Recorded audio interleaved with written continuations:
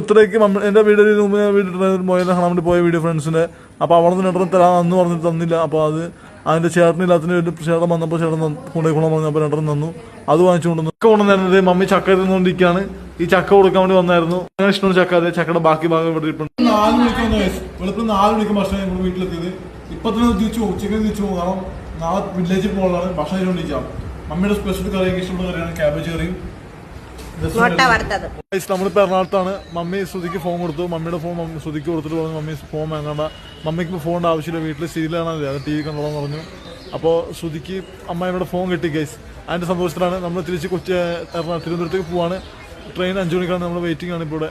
നമുക്ക് നാളെ വില്ലേജിൽ പോകാനുണ്ട്. അതുകൊണ്ട് നമ്മൾ ഇന്ന് രാത്രി നമുക്ക് തിരുവനന്തപുരത്ത് എത്തണം. ഇന്നലെ രാത്രി എമർജൻസിയോടെ കൊച്ചിയിലേക്ക് വന്നതാണ്. മെയിൻ റീസൺ ഒന്ന് മമ്മി ഫോൺ തരാന്ന് പറഞ്ഞ കാര്യം. രണ്ടാമത്തെ കാര്യം 2 മുയൽക്കുട്ടീനെ നമുക്ക് തന്നായിരുന്നു പ്രതിഭേട്ടൻ. അത് മമ്മി കൊടുക്കാനുണ്ട്. അത് കൊടുക്കാൻ വേണ്ടി വന്നതാണ്. പിന്നെ ഒരു ചക്ക ഉണ്ടായിരുന്നു. അപ്പോൾ അതും കൊണ്ട്